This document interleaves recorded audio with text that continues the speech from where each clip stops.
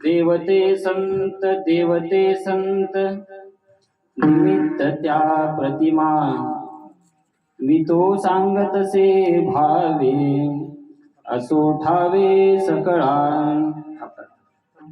निराकारी होश दिशा येथे इच्छा पुरतसे मी तो सांगतसे भावे असे ठावे सकळा तुका म्हणे रोकडे केने सेविता येणे पोटधाय मी तो सांगतसे भावे असो ठावे सकळा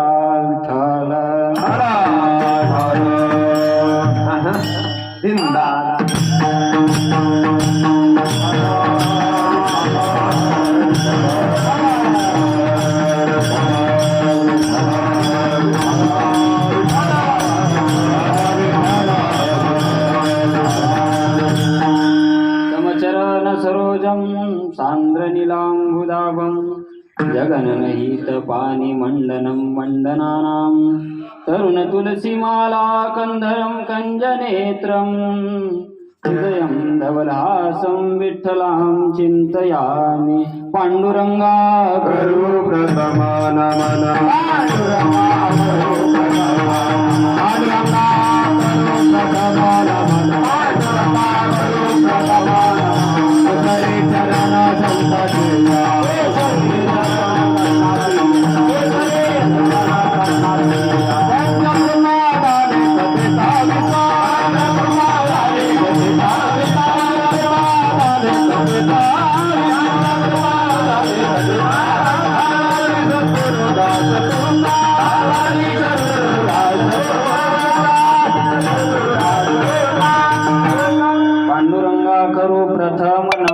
दुसरे चरण संताचिया त्यांच्या कृपादाने कथेचा विस्तारू बाबाजी सद्गुरु दास तुका प्रस्तुत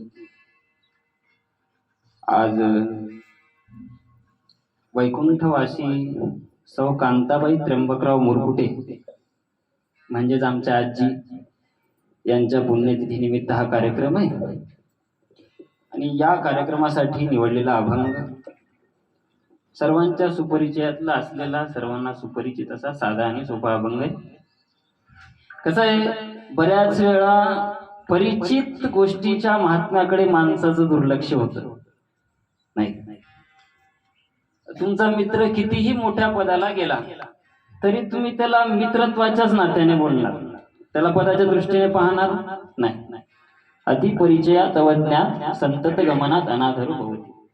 संस्कृत वचन आहे, मलये भिल्ल पुरंदरी चंदन तरुकाष्टम इंधनम कुरुते लोके प्रयागवासी कूपे स्नानम समाचरे. प्रयाग क्षेत्रामध्ये जे त्रिवेणी संगम आहे त्या त्रिवेणी संगमामध्ये स्नान करण्यासाठी तुम्ही आम्ही हजारो किलोमीटर दूरवरून प्रवास करून मिळेल त्या वाहनाने जातो. एकदा का त्रिवेणी संगमामध्ये स्नान झालं की बस बस बस स्वर्गाचं आरक्षण झालं, आपले सर्व पाप नष्ट झाले, अशी एक आपली भावना असते आणि ती एका दृष्टीने योग्यही आहे. परंतु जो त्या त्रिवेणी संगमाजवळ प्रयाग क्षेत्रामध्ये राहणारा मनुष्य तो मात्र म्हणतो करू कधीतरी, आपलंच आहे, कुठं जाणार आहे. नाही, परिचित गोष्टीच्या महात्म्याकडे माणसाचं नेहमी दुर्लक्ष होतं. तर किती महत्वाचं हरिपाठ, किती महत्वाचं पसायदान, किती महत्वाचं पसायदान म्हणजे काय? पारायण झाल्यानंतर ज्ञानेश्वरीला वस्त्र गुंडाळेपर्यंत काहीतरी म्हणावं लागतं म्हणून पसायदान. ते खळांची व्यंकटी सांडो, ते सत्कर्मरती वाढो, याच्याशी आपल्याला काही घेणं देणं नाही. अशाच प्रकरणातला हा देवगुरु तुकोबाराय यांचा हा सर्वांच्या परिचयातला आणि अत्यंत महत्वाचा अभंग आहे. या अभंगाद्वारे तुकोबाराय आपल्याला सांगतात की बाबा, देव आणि संत हे कोणत्याही प्रकारे अभेद आहेत, यांच्यामध्ये कुठल्याही प्रकारे भेद नाही. माझ्यात आणि त्याच्यात भेद करू नको बाबा. देवामध्ये आणि संतांमध्ये भेद नाही. दोन्ही दिसायला जरी वेगळे असले तरी त्यांच्यामध्ये भेद नाही. किती प्रमाण द्यायची महाराज? ब्रह्मसूत्रामध्ये प्रमाण येतं अविभागेन दृष्टत्वात. म्हणजे पाहायला जरी वेगळे असले दिसायला जरी वेगळे असले तरी आत्मरूपाने एकच आहे. ज्ञानोबा आहे कोण ज्ञानोबा आहे? हा, लोपले ज्ञान जगी हित नेनती कोणी, कोण ज्ञानोबा आहे? अवतार पांडुरंग नाव ठेविले ज्ञानी, किंवा महाविष्णूचा अवतार सखा माझा ज्ञानेश्वर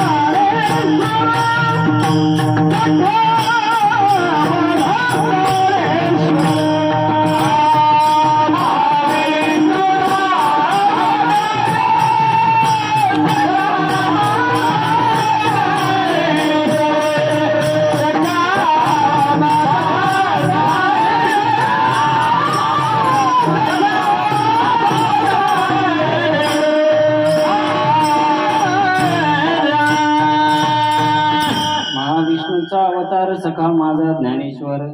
कोण ज्ञानोबा आहे? हा? तुकोबर आहे कोण तुकोबर आहे? तू गीता तुलनेशी ब्रह्म तुकाशी आले म्हणून रामेश्वर. खूप वेगळे नाही महाराज, देव आणि संत हे वेगळे नाहीत. ज्ञानोबा सांगतात, हा, ज्ञानोबा भगवंताच्या मुखातून अर्जुनाला सांगतात की बाबा तो आणि मी वेगळा नाही. तया आम्हा परस्परे बाहेर नामाचीच अंतरे, आतून आतू वटू वस्तू विचारे, मी ते चित्ते. मी आणि तो वेगळा नाही, बाहेर नामाचंच अंतर आहे. फक्त नावानं वेगळे आहोत आम्ही. आतून आतू वटू विस्तारे, मी ते चित्ते. मी आणि तो वेगळा नाही बाबा. तेषाम ज्ञानेन ते युक्तः एक भक्तीर विशेष्यते, प्रियो हि ज्ञानेन उत्तर्थम अहम सच मम प्रिय. भगवान बोलतात, मी सांगत नाही महाराज. देव आणि संत हे वेगळे नाहीत. किती उदाहरणं द्यायची, किती युक्तिवाद द्यायचे. हा, मला सांगा, रामायणामध्ये जेव्हा प्रभू रामचंद्र पित्याच्या आज्ञाचं पालन करून वनवासाला गेले, तर वनवासाला गेल्यानंतर तिथं पंचवटीमध्ये गेल्यानंतर सीतेचं हरण झालं आणि सीतामध्ये वनामध्ये निघाली. रामायण तुम्ही सर्वांनी ऐकलं, रोज ऐकता, माझ्यामध्ये पाठही असेल, ऐका. रामायण ही मंदिरातली मंडपातली कथा नाही महाराज. रामायण ही प्रत्येक घरातली कथा आहे. ते आपलं खूप मोठं दुर्भाग्य आहे की रामायणाला मंदिरामध्ये मंडपामध्ये यावं लागतं. हा, भावाचं भावावर प्रेम, पित्याचं पुत्रावर प्रेम, पत्नीचं पतीवर प्रेम. रामायणाला घर तेव्हा सोडावं लागतं जेव्हा महाभारत घरामध्ये नाही. जेव्हा घरामध्ये महाभारत येतं तेव्हा रामायणाला मंदिरामध्ये मंडपामध्ये यावं लागतं. घरामध्ये रामायण कधी असतं? हा, लग्ना अगोदर घरामध्ये रामायण असतं, लग्नानंतर घरामध्ये महाभारत येतं. रामायण बिचार चतुर्मासालाच असतं, नाही का? तर प्रभू रामचंद्र सीतेच्या शोधामध्ये निघाले. चालत असताना ऋषमुख पर्वताजवळ पोहोचले. ऋषमुख पर्वतावर कोण राहत होता? सुग्रीव राहत होता. सुग्रीव ऋषमुख पर्वतावर का राहत होता? वाळी तिथे येऊ शकत नव्हता. वाळी तिथे का येऊ शकत नव्हता ते तुम्ही पाहून घ्या.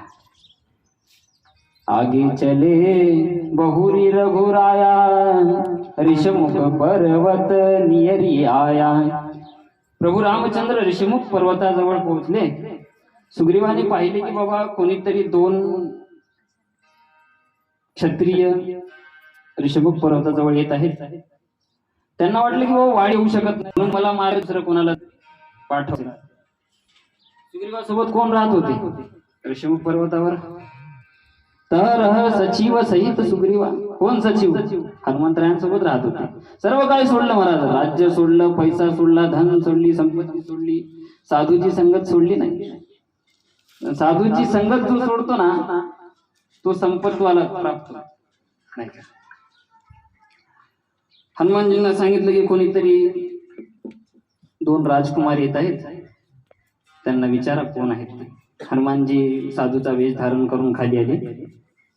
आल्यानंतर हनुमानजींनी विचारलं की कोण आहात बाबा तुम्ही? हो तुम श्यामल गौर शरीरा क्षत्रिय रूप फिरहु बनवीरा, कठीण भूमी कोमल पदगामी, कवन हेतू मित रघुवर स्वामी, कुतुम श्यामल गौरश. कोण आहात तुम्ही?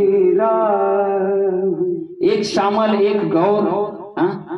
आणि या कठीण भूमीमध्ये तुम्ही या कोमल पदचरणांनी कुठे निघालात? काय या कोमल पायांनी काय अपराध केलाय जे तुम्ही या कोमल चरणांना तुम्ही एवढे कष्ट देता? त्यावेळेला प्रभू रामचंद्रांनी सांगितलं की बाबा मी असं वनामध्ये मी त्याच्या आज्ञेचं पालन करून वनवासाला आलो. माझ्या पत्नीचं कोणीतरी हरण केलं बाबा आणि आम्ही तिच्या शोधामध्ये निघालो. मग प्रभू रामचंद्रांनी विचारलं की बाबा तुम्ही कोण आहात? इतकं तेजस्वी रूप, कितनी सुंदर छवि है आपकी, हमने तो कभी देखी ही नहीं बाप. कौन हो आप? क्या खाते हो आप? खडी खाते की डांबर खाते? किती सुंदर छवि आहे महाराज, कोण आहात तुम्ही? त्यावेळेला हनुमंतरायांनी सांगितलं, हनुमंतरायांनी आपल्या प्रभूंना ओळखलं. म्हणाले प्रभू माझा एक परिचय नाही, माझे 3 परिचय आहेत. देहदृष्टीने विचाराल तर माझा वेगळा परिचय आहे.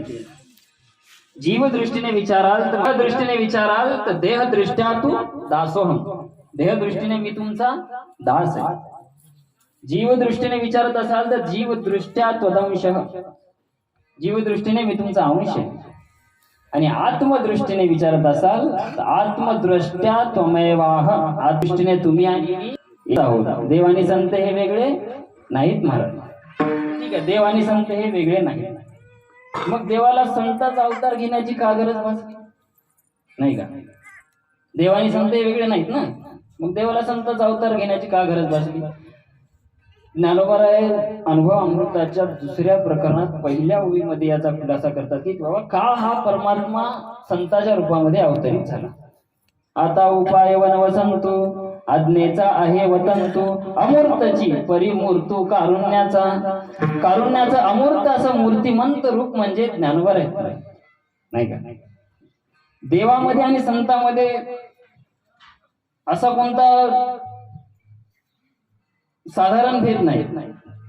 देवाला जे करता येतं ते संताला करता येतं पण करत नाही, आणि जे संताला करता येतं ना ते देवाला करताच येत नाही. देवाचा अवतार कशासाठी होतो? लोक कीर्तनाला बसते, ध्यानात ते राहते. व्यंकटी महाराजांनी सांगितलं होतं देवाचा अवतार कशासाठी होतो. भक्तरा के पाया पाशी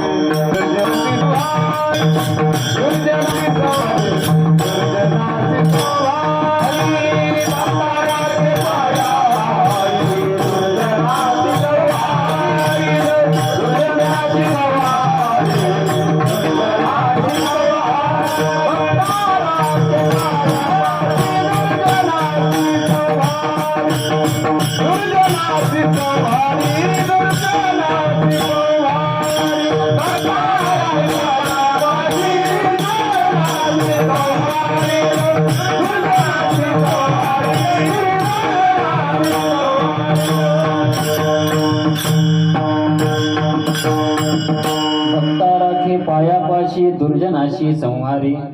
किंवा भगवान परमात्मा गीतेच्या 4थ्या अध्यायामध्ये सांगतात की बाबा का माझा अवतार या पृथ्वी तलावर होतो. यदा यदा हि धर्मस्य ग्लानिर्भवति भारत अभ्युत्थानाम धर्मस्य तदात्मानं सृजाम्यहं परित्राणाय साधूनां विनाशाय च दुष्कृतां धर्म संस्थापनार्थाय संभवामि युगे युगे. साधूचं रक्षण करण्यासाठी आणि दुर्जनांचा नाश करण्यासाठी या पृथ्वी तलावर मला अवतार घ्यावा लागतो. म्हणजे भगवान अवतरित कशासाठी होतात? एकतर साधूचं रक्षण करण्याकरता, नाही तर दुर्जनाचा संहार करण्याकरता. म्हणजे भगवान आले एकतर हिरण्यकश्यपू करता येतील, नाही तर प्रल्हादा करता येतील. भगवान आले तर उद्धवा करता राधे करता येतील, नाही तर कंसा करता येतील. भगवान आले तर रावणा करता येतील, नाही तर मारुतीराय करता येतील. तुम्ही आम्ही रावण का मारुतीराय? तुम्ही आम्ही रावण का मारुतीराय? भगवान सज्जनांचं रक्षण करण्याकरता आणि दुर्जनांचा नाश करण्याकरता या पृथ्वी तलावर येतात. बरोबर. भगवान आले, ठीक आहे बाबा, सज्जनांचं रक्षण केलं, दुर्जनांचा नाश केला आणि आपल्या निजधामाला निघून गेले. निजधामाला निघून गेल्यानंतर भगवंतांनी विचार केला की बाबा आपण सज्जनांचं रक्षण केलं, दुर्जनांचा नाश केला, परंतु सज्जन आणि दुर्जन या दोघांच्या मधला वर्ग आहे का नाही या जगतामध्ये? आहे का नाही? इकडे तिकडे बघू नका, आपण जाऊ. आपण सज्जन आहोत का? हा, तर एक विचार करा, आपण सज्जन आहोत का? त्याला तुमच्यापैकी सर्वांना प्रश्न विचारतो, आपल्यापैकी सज्जन कोण आहे? हात वर करा. कोणी नाही करणार महाराज. कोण कोण कोण करणार सज्जन? मी सज्जन आहे म्हणून कोण म्हणणार? सर्वांना माहिती आहे किती पाण्यात आहोत, किती पाणी टेपला काढून वाहून गेले. नाही कोणी नाही विचार तर हात वर करू नये की बाबा सांगू नये मी सज्जन आहे म्हणून. कारण झाकली मुठ संवाद खरा सज्जन नाही महाराज. हा बाबा मीच आहे म्हणून तो हर करतो का नाही मी सज्जन आहे, त्याच्या एवढा दुर्जन कोणीच नाही. सांगू नये बाबा. ठीक आहे, सज्जन कोणी नाही. चला आपल्यापैकी दुर्जन कोण आहे? हात वर करा. आता तर कोण करणार? कोणी म्हणणार नाही बाबा मी दुर्जन आहे. आपण धड सज्जन नाही, धड दुर्जन नाही. देव आपल्यासाठी येणार का शिव? हा, काय महाराज तुम्ही आम्हाला सज्जन म्हणत नाही? आमच्या गळ्यामध्ये तुळशीची माळ आहे, आळंदी पंढरपूरची वारी करतो, एकादशीचं व्रत धरतो, पाण्याचा थेंब घेत नाही, तुम्ही आम्हाला सज्जन म्हणत नाही महाराज. बरोबर आहे, आमच्या गळ्यामध्ये तुळशीची माळ आहे, आम्ही एकादशीचं व्रत धरतो, पाण्याचा थेंब घेत नाही, आळंदी पंढरपूरची वारी करतो, परंतु ज्या आळंदी पंढरपूरला आम्ही आमची सज्जनता सिद्ध करण्यासाठी जातो, त्या आळंदी पंढरपूरला जात असताना वय झालेलं नसताना अर्ध्या तिकिटात जाणं हे कोणत्या सज्जनतेचं लक्षण? कोणती सज्जनता आडवी आली? का तुकोबारायांनी असं गाठ्यामध्ये लिहिले जो अर्ध्या तिकिटामध्ये आल्याशिवाय बाबा माझी कृपा होणार नाही? का भगवंतांनी पुंडलिकरायाला वचन दिले की बाबा जसं मूढ पापी जैसे तैसे, तसं मूढ पापी अर्ध्या तिकिटाचे जैसे तैसे? वागतो का नाही माणूस खोटं? खोटं वागत असेल तर सज्जन म्हणावा का दुर्जन म्हणावा? काही म्हणता येत नाही महाराज. धड सज्जनही म्हणता येत नाही, धड दुर्जनही म्हणता येत नाही. देव आपल्यासाठी येणार नाही. त्यासोबत मग देवाने विचार केला की बाबा या सज्जन आणि दुर्जन मिश्रित वर्गासाठी कोणता तरी अवतार घेतला पाहिजे, नाही का? जेव्हा तोच परमात्मा जेव्हा सज्जनांचं रक्षण करण्याकरता आणि दुर्जनांचं नाश करण्याकरता पृथ्वी तलावर अवतरित होतो, तोच परमात्मा जेव्हा सज्जनांच्या किंवा साधूच्या रूपामध्ये अवतरित झाला, त्यावेळेला सज्जनांचं नाव घेण्याचं कारण राहिलं नाही, दुर्जनांचं नाव घेण्याचं कारण राहिलं नाही. मग जे खळांची व्यंकटी सांडो, मग तो खळ मरोत असे म्हणत नाही, खळांच्या फक्त बुद्धीचा पालट हो, खळांची व्यंकटी सांडो, नाही का? का बाबा या परमात्म्यानं अवतार घ्यावा लागला? तो फक्त सज्जना करता आणि दुर्जना करता घेतला नाही ना. अवतार तुम्हा धरा या कारण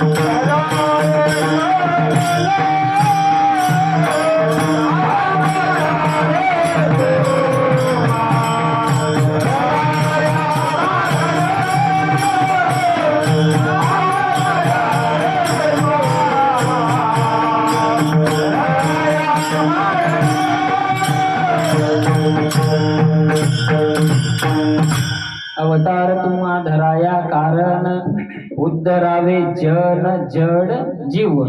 साधूचं नाव नाही.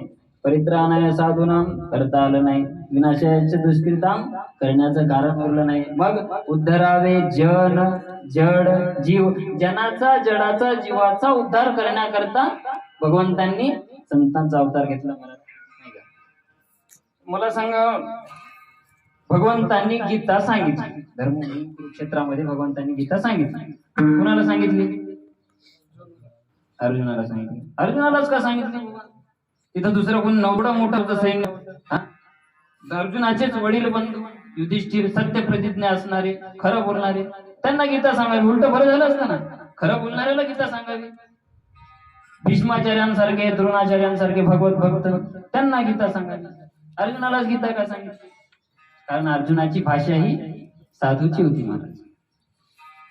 न कांक्षे विजयम कृष्ण न च राज्यम सुखानी च किम नो राज्येन गोविंद किम भोगेर जीवितेन वा न च श्रेयो नुपश्यामी हत्वा स्वजन महावे. या स्वजनांची हत्या करून मला काय मिळणार आहे कृष्ण? मला या राज्याची अपेक्षा नाही, मला या सुखाची अपेक्षा नाही. मला या राज्यापासून काय लाभ आहे? मला या सुखापासून काय लाभ आहे? अथवा मला या जगण्यापासूनही काय लाभ आहे? ती भाषा कोणाची आहे? साधूची आहे. भगवंतांनी सांगितलं की बाबा तुझी भाषा साधूची आहे. तू बोलतोयस ना, ती तुझी भाषा साधूची आहे, परंतु तू साधू नाहीस. का? कारण अर्जुनाने जेव्हा स्वजनांना समोर पाहिलं, दृष्टेमम स्वजनम कृष्ण सिदंती मम गात्रानी मुखम च परिशिष्यति वेपतुष्य शरीरे मेरू महर्षम च जायते गांडीवं त्रांसते हस्तत्वज कैव परिदय्यते न च शक्नुम व्यवस्थातुम ब्रह्मवती च मे मनः. कृष्णा, मी या स्वजनांना समोर पाहून माझे शरीर शिथिल पडले आहे, माझे मुख कोरडे पडले आहे, गांडीव धनुष्य हातातून गळून पडत आहे. मी आता इथे युद्ध करण्यासाठी आसक्त होत आहे. त्यावेळेला भगवंतांनी सांगितलं की बाबा साधूच्या जीवनामध्ये आसक्ती शोभा देत नाही. तू साधू नाहीस, तुझी भाषा साधूची आहे, परंतु मला तुझा साधू बनवून तुझ्याकडून हे युद्ध करून घ्यायचे. म्हणून भगवंतांनी गीता कोणाला सांगितली? अर्जुनाला सांगितली. एकट्या अर्जुनाला सांगितली. परंतु तोच भगवान परमात्मा जेव्हा संतांच्या रूपामध्ये अवतरित झाला, तेव्हा ते एकट्याकरिता ठेवलं का सर्वांकरिता? येणेची अबाल सुरे प्रबंधे ब्रह्मरस सुस्वादे अक्षरे गुंथिली. ज्ञानोबरायाच्या ज्ञानेश्वरीच्या 18व्या अध्यायामध्ये सांगतात की बाबा अर्जुनाची नी व्याजे गीता प्रकाशुरी राजे सदा एवढे थोर ओझे फेडिले जगाचे.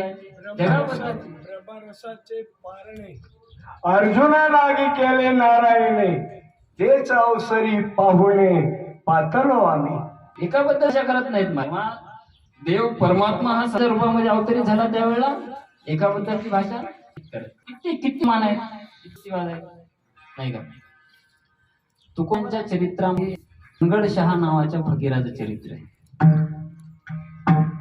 रामेश्वर भट्टांनी तुकोबारायांचे ग्रंथ बुडवले आणि निघाले. चालत असताना असंच ऊन होतं. संध्याकाळच्या वेळेला समोर एक विहीर दिसली. त्या विहिरीमध्ये काहीतरी त्यांना स्नान करण्याची इच्छा झाली. ते आपले वस्त्र वगैरे काढून स्नान करण्यासाठी विहिरीत उतरावं म्हणून उतरत होते. त्यावेळेला अनगडशहांनी पाहिलं. अनगडशहांनी सांगितलं की बाबा या विहिरीमध्ये उतरून तुम्ही या विहिरीचं पाणी दूषित करू नका. या विहिरीचं पाणी गावातले लोक पितात. तुम्हाला स्नान करायचं ना, मग पाणी बाहेर काढून स्नान करा नाही का? या विहिरीमध्ये उतरून पाणी दूषित करू नका. ऐकलं नाही मला. एक तर आधीच अपराध झाला होता तुकोबारायांचा, दुसरा अपराध पाण्यात तसेच उतरले. ते अनगडशहांनी पाहिले. अरे तुम्हाला मी सांगितलं होतं ना विहिरीमध्ये उतरू नका, या गावात विहिरीचं पाणी लोक पितात. अब ऐसे तयार ते श्राप दिला महाराज. पोहोचलेला फकीर, फकीर म्हणजे तो नाही जो भीक मागतो तो. कबीरदासांनी खूप सांगितले फकीर फिकिरे ओ साला घडा आहे. फकीर होऊन असून जो फिकीर होतो पोहोचलेला फकीर कसिला महाराज. रामेश्वर जसे पाण्याच्या बाहेर निघायला लागले अंगाचा दहा होऊ लागला, लाही लाही होऊ लागला. पुन्हा पाण्यात उतरावं लागू लागलं. ज्ञानेश्वर भक्त होते. ज्ञानेश्वर भक्तांना बोलवलं, अंगावर ओली कपडी गुंडाळली आणि ज्ञानेश्वर महाराजांच्या समाधीजवळ गेले. ज्ञानेश्वर महाराजांच्या समाधीजवळ गेलेले असताना ज्ञानेश्वर महाराजांनी दृष्टांत दिला, बाबा माझ्यानं तर काही होणार नाही. इथं जवळच एक देहू नावाचं तीर्थक्षेत्र आहे. तिथं तुकोबाराय नावाचे भगवत भक्त राहतात, त्यांच्याकडे जा, तिथंच काहीतरी होईल. आली का नाही पाळी? ज्याचा अपराध केला त्याच्याच पाय धरायची पाळी आली का नाही? असंच असतं मला, नाही का? गेले महाराज तुकोबारायांजवळ गेले, तुकोबारायांना शरण गेले, नतमस्तक झाले. तुकोबारायांनी एका अभंगामध्ये त्यांच्या शरीराचा दाह उतरवला. सांगितलं की बाबा तुम्ही चिंता करू नका, तुम्ही जेवढा स्वतःला त्रास करून घ्याल ना, तुम्हाला तेवढा जास्त त्रास होईल. तुम्ही आधी चित्त शुद्ध ठेवा. चित्त शुद्ध तरी शत्रु व्याघ्र हाती सर्पदया विशते अमृत अगात अकर्तवित होत्यास. चित्त ठेवा. एका अभंगामध्ये अंगात दाह उतरवला. रामेश्वर भट्टांच्या दाहवला. गेल्या रामेश्वर भट्टी मनाच्या बाजूमध्ये इकडं त्यांना ठेवलं आणि दुसऱ्या बाजूला साक्षात ब्रह्माला ठेवलं. त्या तोळ्यांचं पाणी कोणाचं असतं? एका बाजूला ठेवले, एका बाजूला ते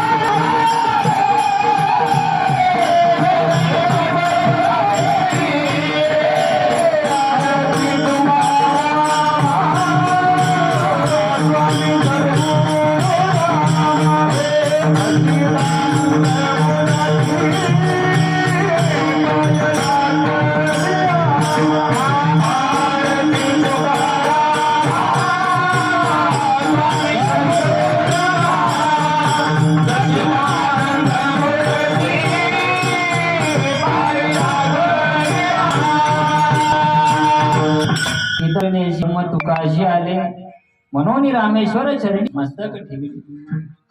एका बाजूला नारदाला ठेवलं, एका बाजूला तुकोबारायांना ठेवलं, तरी तुकोबारायांचं पारडं खालीच. मग नंतर साक्षात भगवान परमात्म्याला विष्णूला ठेवलं आणि दुसऱ्या बाजूला तुकोबारायांना ठेवलं. त्यावेळेला पारडं समान आलं. तेव्हा रामेश्वर भट्टांच्या मुखातून निघाले की म्हणे रामेश्वर भट्ट द्विजा, तुका विष्णू नाही तुझा.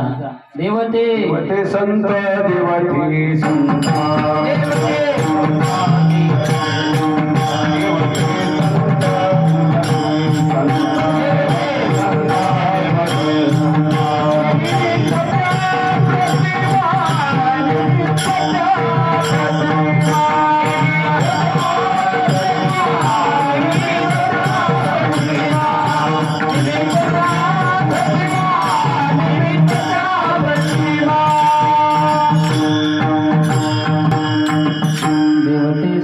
देवते संत निमित्त त्या प्रतिमा. पुष्कळ उदाहरणं देतात महाराज. कुठून सांगावं, कुठपर्यंत सांगावं. भगवंतांनी सुभद्रा लहानपणीच अर्जुनाला द्यायची ठरवली. मग बळराम दादा मोठे बंधू होते, त्यांनी ती नंतर दुर्योधनाला दिली. का तुला द्यायची होती ना, तू शब्द होता मला ठरवलं असं लोक दाखवतात नाही. भगवान सांगितलं सुभद्रा पाहिजे. मग मी असं कर, ठीक आहे करतो, संन्यास घे. म्हणजे मी संन्यास तुम्हाला मी जेवढं सांग तेवढं कर. आमच्या गावाबाहेर एक पडक मंदिर आहे, त्या मंदिरामध्ये तुम्ही संन्यासाचा वेश धारण करून बस आणि कोणी काही दिलं तर घ्यायचं नाही. बाबा हम पैसे को छूते नहीं, देना है तो इसमें डालो. घेतल्यानंतर तिथंच माफू नको, नाही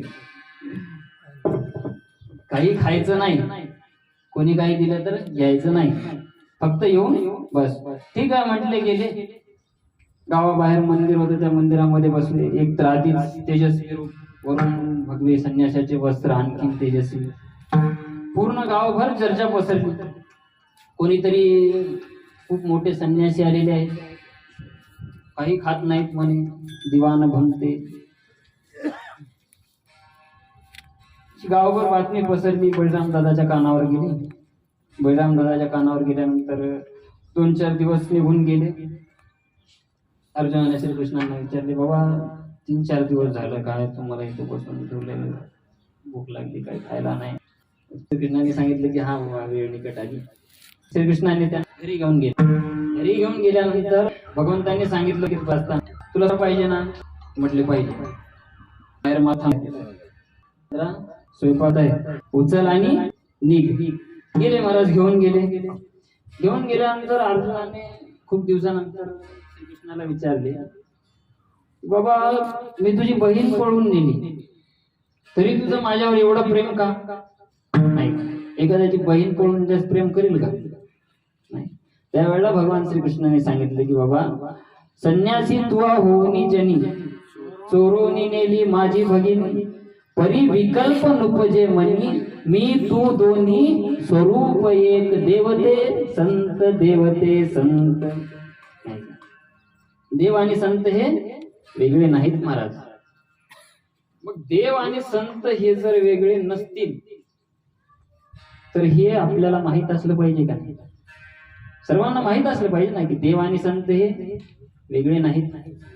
म्हणून मी तो सांगत असे भावे, मी आणि तो म्हणजे मी तो कोण? मी आणि तो परमात्मा दोन्ही एकाच भावाने सांगत आहोत. कशासाठी सांगत आहोत? असे ठावे सगळा. मी तो सांगत असे भावे, असे ठावे सगळा. मग आपल्याला सर्व काही माहित झालं की बाबा देव आणि संत हे वेगळे नाहीत.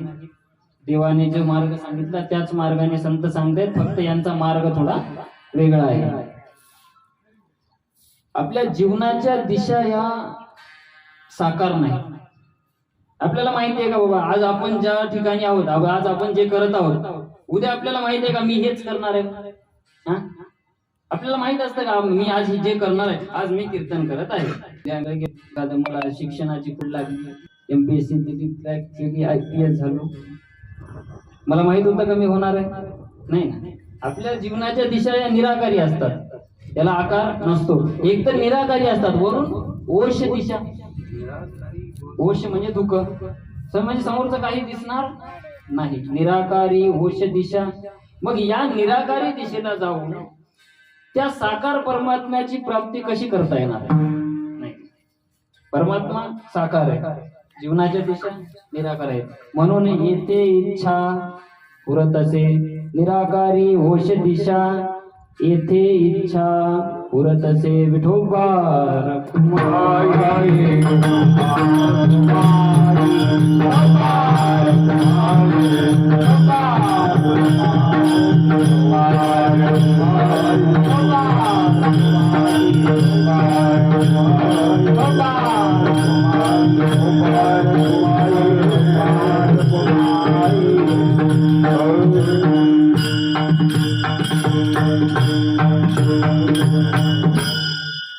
समजा आपण एखाद्या भगवंताची आराधना करतो, म्हणजे आपण तिथं भाव ठेवतो, नाही का? एखाद्या मंदिरामध्ये गेलो, तिथे हातामध्ये बासरी, डोक्यावर मोरपंख, सुंदर अशी मूर्ती आहे. आपल्याला तिथं भावना लागते, ही मुलाची भगवान श्रीरामांची, नाही का? मंदिर घालावी लागली ही मूर्ती आहे. त्या मंदिरामध्ये चोळ, डोक्यावर जटा, शंखची मूर्ती आहे.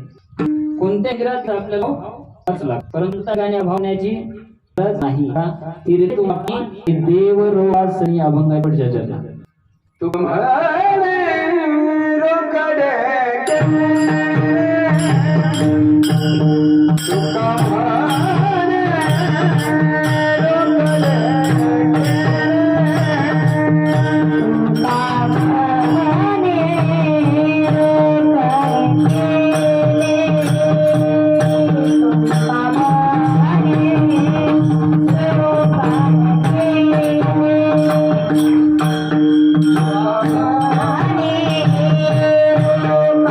Thank you.